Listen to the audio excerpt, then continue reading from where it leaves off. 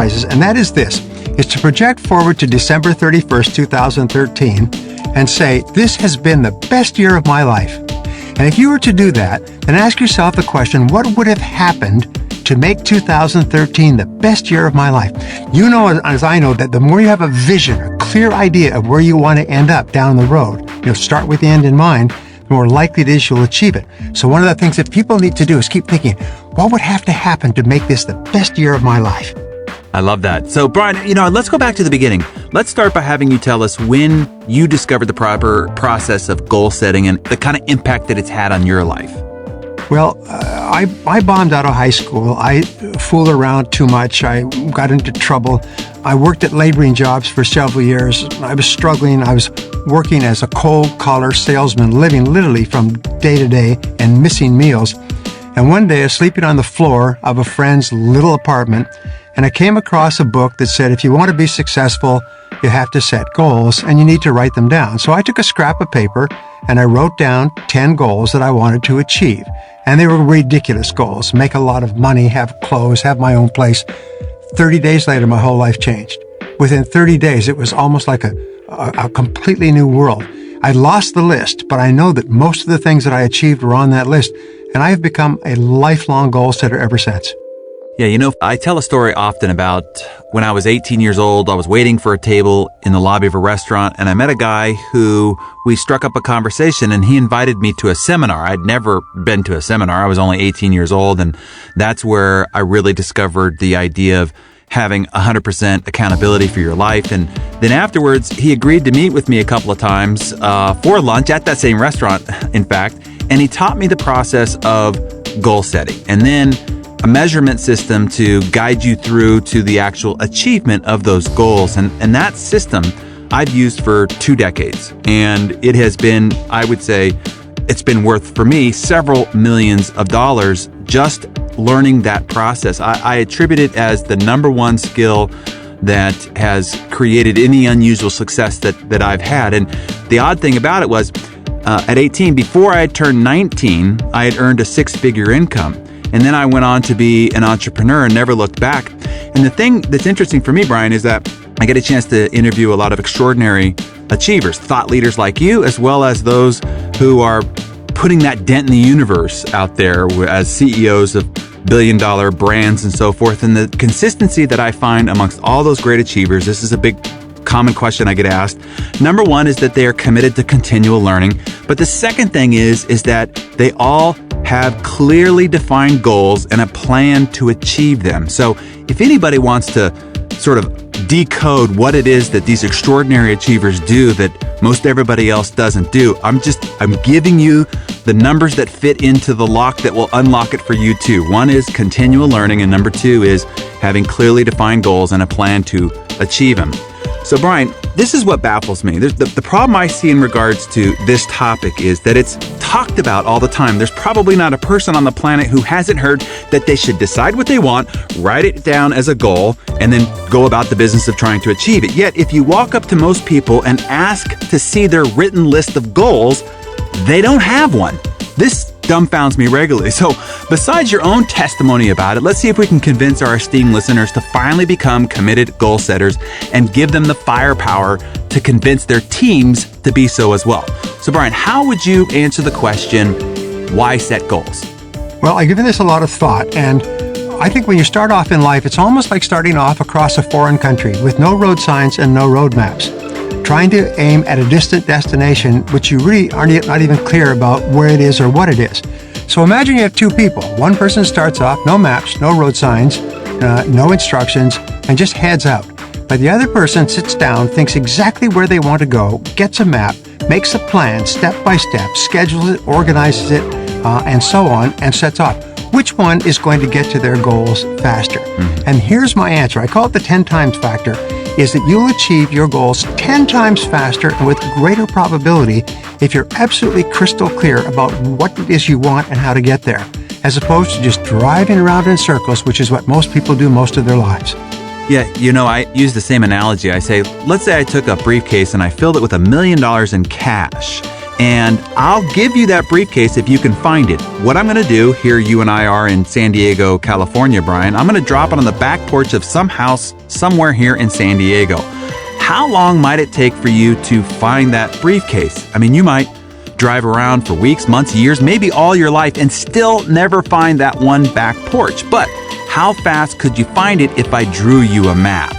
And how much faster could you find it if I gave you a GPS system to check in on all along your journey towards the destination of that back porch? You could go directly to it. And that's the difference between having goals and not having goals, and then a map to actually get to that destination. And most people, as you mentioned, wander around in life aimlessly, then wonder why they never find the briefcase or find the life of their ambitions or their dreams or their objectives. You're absolutely right. It gives you clarity, it gives you confidence, and it gives you calmness. You have this tremendous feeling that you're in control of your life. Now, let's talk about how this works, because all this can sound a little bit mysterious, like there's a genie in a lamp waiting to take your goal order.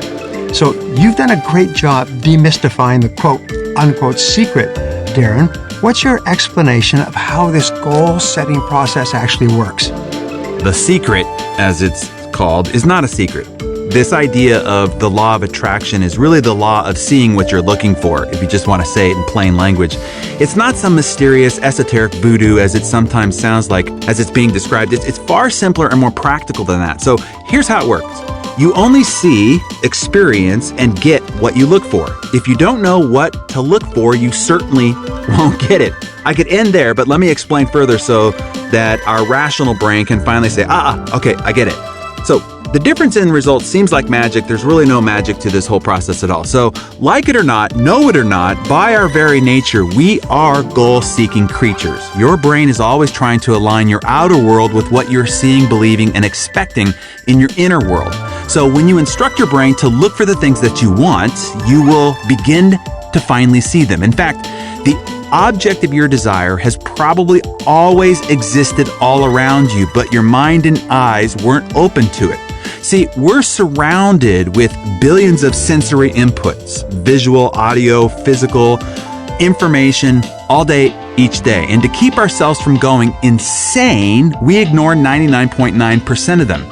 You actually, let's talk about this physiologically, have a group of cells in the base of your brainstem that is called a reticular activating system, or a RAS filter, which is the vital function of filtering out 99.9% of all those sensory inputs to keep your system from being overloaded and you going insane. So the RAS filters all that stuff out that is inconsistent with what we believe or does not support our existing thoughts or is not what we are looking for. Thus, if you get clear about your goals, it gives instructions to your RAS filters to start looking for the ideas, circumstances, and people that line up with what you're looking for. It's kind of like all of a sudden you see all these things that are being magically, quote unquote, attracted to you, but in essence, you're now only seeing what was already there. It's kind of like, Brian, I was looking to buy a new car, and I wanted something distinctive, something different, something unique, not something that everybody had. And so I settled on a particular model and a color and a type and the whole thing. And then once I decided what it is that I wanted, I started looking around and I saw this car everywhere. It's like all of a sudden everybody decided to buy the same freaking car. But in reality, they were always there all the time, but I didn't see them because I wasn't actually paying attention or looking for them. Another example is like you're walking through a loud, crowded airport. I mean, just being bombarded with a caustic noise. And then in the far distance, somebody says your name and you immediately snap your neck and pull that one audio input out of the whole spectrum of that noise and hear it. That's your RAS filters working. And so that's what happens when you decide what it is that you want. All of a sudden, you will start to see what seems like magic, the people, circumstances, ideas, and supporting information that you need in order to accomplish that. And so that's really kind of uncovering the mystery there and explaining how it works. So let me do this, Brian. Let's talk about some of the mistakes that people make in regards to our goal setting, or as I like to term it, goal achieving, as there's a big difference between the two. Let me discuss first off a few mistakes that I see. Here's number one. When we were kids, we thought we could write down everything that we wanted and mail it to the North Pole. And then magically all our desires would appear on schedule under the tree in our living room, complete with a pretty paper and bow. When we grew up, we realized there wasn't really a big roly-poly guy who flew around the world in a single night on a sled pulled by reindeer and squeezed down our chimney and delivered those presents. So we found out that a real person had to go out, sacrifice, earn money, march through the shopping malls, wrestle that stuff home, put it together, wrap it up, and place it under the tree. But, Brian, I think many people still believe in Santa Claus because you simply cannot write down a list of wants on New Year's Day, stick it in a drawer for the rest of the year, and wait around for your life to change. You will need to design, stick to, measure, improve, sacrifice, stay committed to a diligent achievement plan, month by month, week by week, day by day, tested every hour of the day. And that's why I think extraordinary achievement is so rare. It's the work part that separates the men from the boys, the women from the girls, and the super achievers from the mediocre. So what do you see as some of the big mistakes people make in setting goals, Brian? I think one of the great obstacles I've seen is people think they already have goals. If you talk to an audience and you say, how many people here have goals? Everybody raises their hand. But they don't have goals. They have what I call wishes. They have delusions. They have fantasies. They say, I want to be happy and I want to be healthy. I want to be thin and I want to be rich and so on. But I say people in asylums under serious medication have these same fantasies and illusions. These are not goals. And what I found is that if people think they already have goals, they never bother to set any. And so that's the first thing. They think they already have goals, but they don't, because a goal is like a blueprint for a home. It's like a shopping list. It's something that's clear and specific and written down and organized that you can follow. I think another mistake that people make, Darren, is when they get excited about goals, and I've seen this over and over, I've spoken to maybe 5 million people in 60 countries now, is they set impossible goals at the beginning. They say, wow, this goal setting is great. I'm going to be a billionaire in 1 year. That's my goal. And I'll say, well, how much are you worth now? Well, I'm broke and in debt. I said, what kind of work do you do? Well, I'm unemployed. I just got fired for incompetence. I said, well, then why don't you try to be worth $1,000 in 1 year rather than $1 billion? Because if you set goals that are too far beyond your capacity, they actually act as demotivators, Darren. They actually kick the chair out from under you psychologically. You very soon quit and you say, this stuff doesn't work. So the starting point is to set a goal that causes you to stretch a little bit, but that's realistic and has about a 50% possibility of achievement.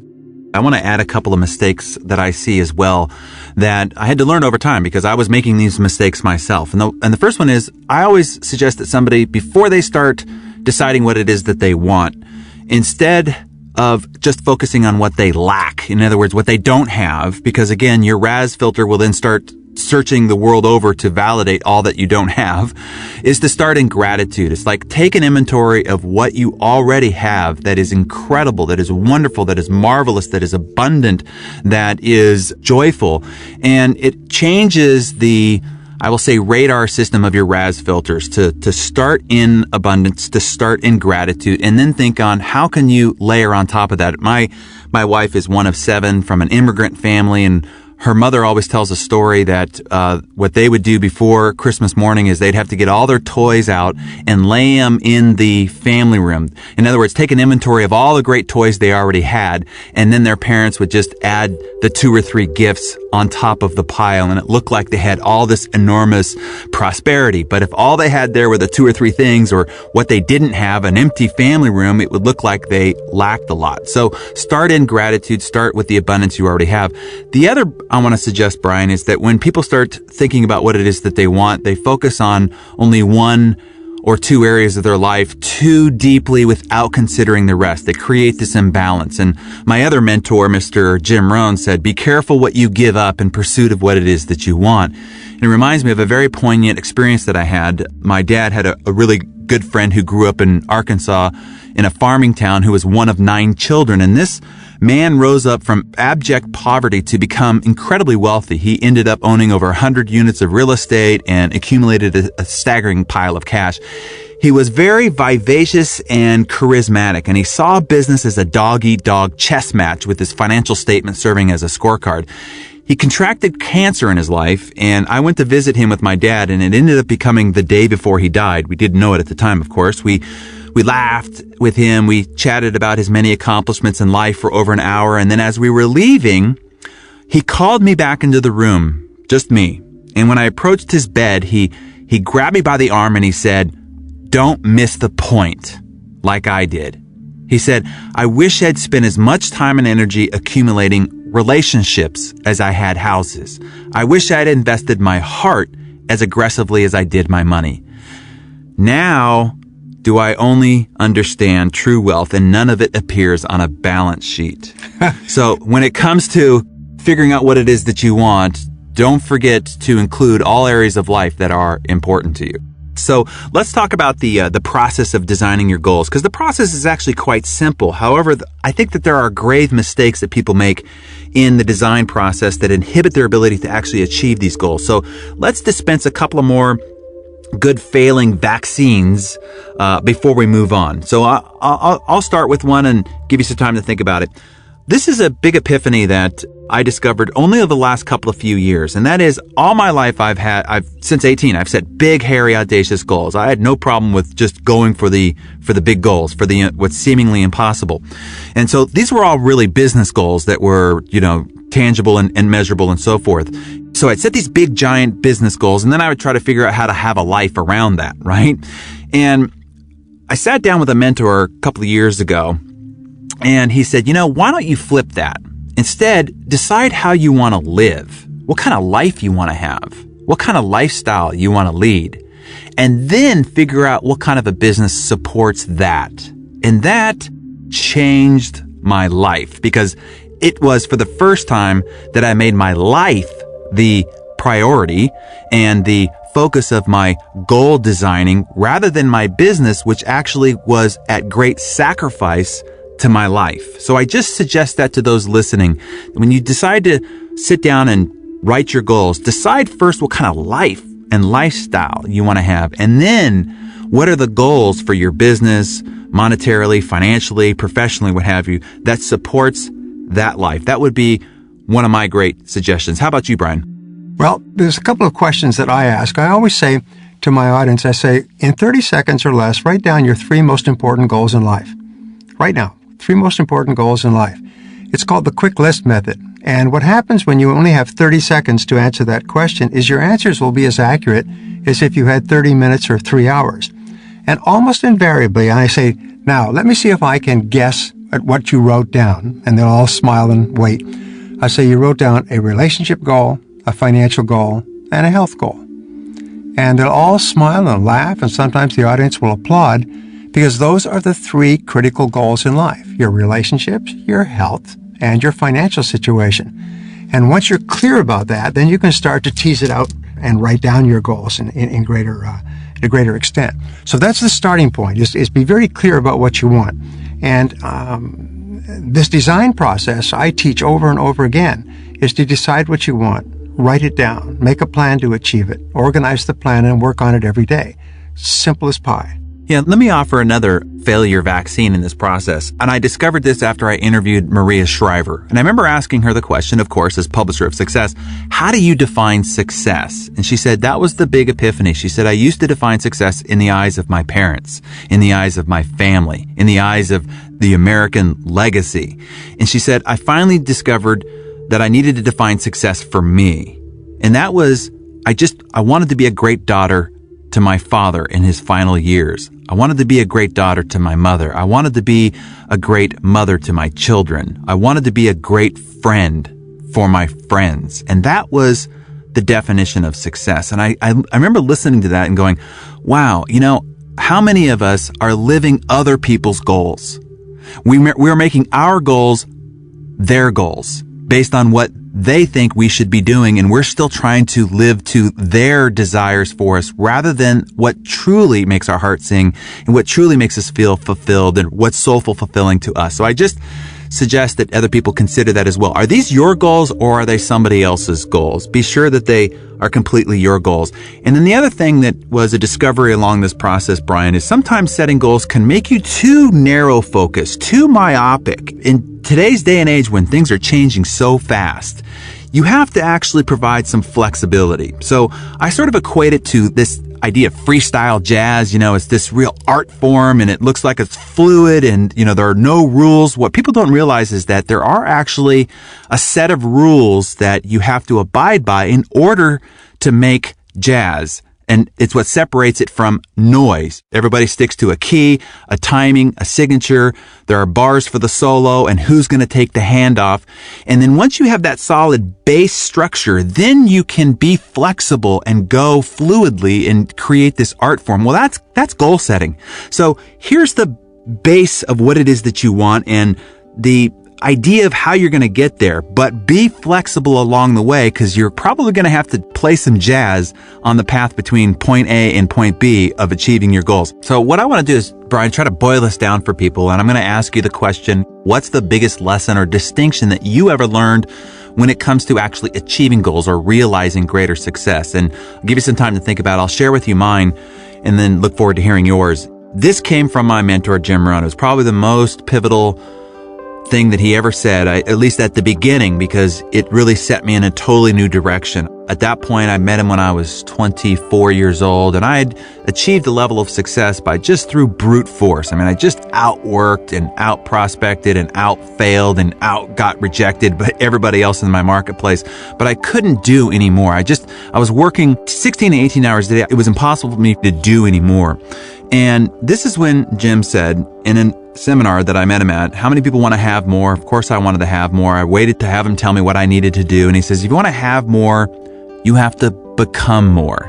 He said, success is not something you pursue. What you pursue eludes you. As he said, it's kind of like chasing butterflies. He said, success is something you attract by the person you become. So whatever it is that you have as a goal, instead of trying to just focus on what you have to do to achieve that goal, write down who do you need to become to achieve that goal. So if you want to have greater intimacy in your relationship, who do you need to become to have greater intimacy in your relationship? If you want to be a better leader for your company or your community, who do you need to become to achieve that goal? If you want to grow your business 2 or 3x, you want to make more money, you want to become worth more money even, who do you need to become in order to achieve that goal? That was pivotal for me. And it's when you start to look at the world at large, you see people who win the lottery, 10 million, 50 million, $100 million, and 3 years later, they're back to being broke. Or people who go on these big crash diets and they lose all this weight, and then you check back in 6 months later and they've gained all the weight back and then some. Why is that? What I equate it to is like a thermostat.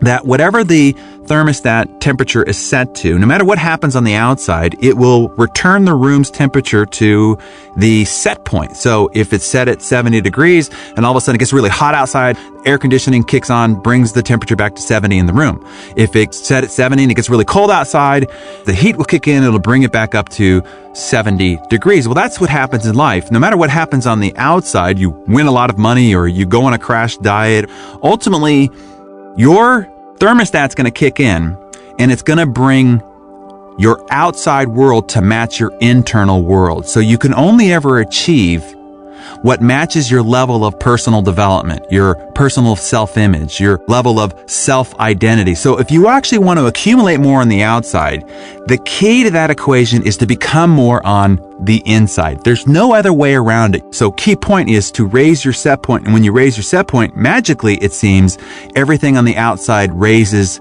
to match it. Any other ideas or lessons or distinctions that you learned in the process of achieving goals, Brian? I think that's one of the most profound insights on goal setting. One of the things that I would put in has to do with happiness. And what we know is that happiness is the driving force of virtually all of human life. People are successful to the degree to which they can achieve their own happiness. And what Aristotle said was that human beings are purposeful and that they are only happy when they feel that they are moving step by step toward the accomplishment of something that is important to them. So it's only when you feel the sense of forward motion towards something that's important to you, as you said, a personal goal, that you actually feel happy. One of the turning points in my life was when I realized that each person has extraordinary potential. My friend Dennis Waitley says that you could not use your whole potential if you had 100 lifetimes, and that the way that you unlock all of this potential is by having big, clear, exciting goals and then moving toward them step by step each day. And what it does is it just activates all the positive aspects of your mind and it makes you truly happy. So the process of becoming more so that you can achieve more is really the process of becoming a very happy and fulfilled person. So Brian, let's now provide some ideas on how to stick to your goals, because this is the big problem people have, right? They don't have a problem creating New Year's resolutions. They have a problem sticking to them. So offer a few tips, tools, or methods that you use to sticking with your newly declared goals. Well, if you wanted to be physically fit, you exercise on a regular basis. So what I teach people, I would say, I'm going to introduce you to your new best friend. And I would hand out a series of spiral notebooks, school notebooks. And I say, what I'm going to ask you to do is for the next 30 days, write down your 10 most important goals in the present tense in this spiral notebook. You can write down more or less if you like, but always you write down your 10 goals without looking back to what you wrote yesterday. And I said, within 30 days, your whole life will be transformed. People came back to me and said they got more progress and success from that exercise in 30 days than they had from 3 years of working with another process. So number one is get up every morning. Like you say, get up in the morning and read for 30 minutes in something that is uplifting, educational, inspiring, and then write out your 10 goals. What you do by writing your goals each morning, you actually program them into your subconscious mind. You activate your reticular cortex. You stimulate your subconscious and superconscious minds. You start to attract into your life people and circumstances to make them come true. All of these things happen by simply rewriting your goals each morning in the present tense, and it takes about 3 or 4 minutes. We're talking about the topic that I would say is the number one skill that I would attribute any unusual success that I've had. And the number one attribute is how to actually achieve them. And that is my ability to stay consistent. I, of course, learned this from my father. And if you read The Compound Effect, you know exactly how I was woken up each morning, which is the sound of iron pounding off of the concrete floor of our garage as my dad did his old school powerlifting, deadlifts, and other, strongman exercises. And he exemplified consistency and he exemplified a routine. And that's, I think, the key to beating anybody at anything. No matter how talented, experienced they are, you can beat anybody at anything if you can just stay more consistent. Invariably, people, over time, their discipline starts to wane. And if you just stay consistent, man, the tortoise always beats the hare. Now, the best way to stay consistent, I always find, is that whatever key behaviors I need to be performing on a day-to-day basis that will attribute my being able to reach my top 3 goals, I try to build them into a routine so that I don't have to think about it. If I have to make a decision about the key behaviors every single day, that becomes difficult to do day in and day out. So I try to build it into a routine. So the 2 times of your day that you can control, because we all know that chaos ensues in the middle of everybody's day, is when you first get up, as you were talking about, Brian, and just before you go to bed. So whatever the key behaviors are that are going to be most important to you accomplishing your goals, build them into a routine that you do without even thinking about it, just when you get up and just before you go to bed. Those are the sort of keys to being consistent, and it's consistency that will ultimately bring you to the destination that you are after. So, Brian, let's see if we can make all this clear and as simple as possible. Take your best advice on the subject and try to boil it down to a 3-point action plan to achieving your goals, dreams, and aspirations. You go ahead and start, and then I'll offer one myself. Well, thank you. I was giving some thought to this. My number one would be for you to decide exactly what it is you want in each area of your life and write it down and set a date for its completion. My second one would be to make a plan, a list, and work on it every single day. And my third is to get up and get going every single morning on your goal. Decide what you want, make a plan, work on it every day. Darren, let's hear your thoughts on this. What would be your 3? Yeah, I think I would roll it into what I call my massive transformation formula. And it really can be as simple as this. It doesn't matter whether you have 10 goals, 100 goals, 1,000 goals. Really, it's like what Jim Collins says. If you have more than 3 priorities, you probably don't have any. If you have more than 3 goals, you probably don't have any. But let's just say these are the 3 most important. It goes back to the first thing you said, Brian, which was, what would it take for you to have your best year ever, the best year of your life, what 3 things would need to be accomplished? So those are probably your top 3 goals. So you write that down, your big 3.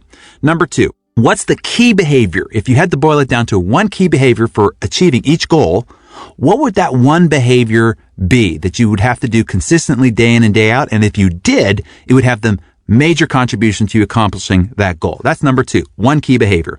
And then number 3, track it. Just simply track the number of times you perform that behavior on a day-to-day, week-to-week, month-to-month, quarter-to-quarter basis. And so inside the Living Your Best Year Ever program that I've got, there's what's called a weekly rhythm register. And it allows you to take all these ambitions and dreams and goals that you've got, roll it up to your top 3, the top 1 or 2 behaviors to accomplishing each one of those goals, and then a single dashboard to just track, check, check, check, and to see whether you're on track or off track on a day-to-day, week-to-week basis so that you can use this as a gyroscope, right? A plane that takes off in LA and is headed for LaGuardia is off track 99% of the time, but the gyroscope kicks in and brings the plane back on track. But if it didn't, it'd probably end up 150 miles off course. Well, that's what most people's lives are like, is that they set a destination on the tarmac on point A, and then they don't check in. And they end up 150 miles off course and wonder why. On a quarter-to-quarter, month-to-month, week-to-week, and day-to-day basis, you have to readjust your gyroscope to see whether you're on track or off track. So it's as simple as that. Your big 3 goals, the 1 or 2 key behaviors to achieve in each one of those goals, and then tracking it, and then just being aware of whether you're on track or off track all along the way. So Mr. Brian Tracy, this has been a delight. I'm just delighted to be able to take a guy that has contributed so much to my goal achieving discipline and acumen to be able to have this lively discussion with you, and you and I trade ideas back and forth. And as a result of that, all of our listeners being impacted, and hopefully you and I will have made a great contribution to hundreds, if not hundreds of thousands, if not maybe millions of people going out and achieving their seemingly impossible goals in 2013. Thanks for sharing your time and your great ideas with us here at Success, Brian. Thank you, Darren. And one last reminder, make a decision today to make this the best year of your life. And then write it down, make a plan, and work on it every single day. Fantastic. Thank you once again.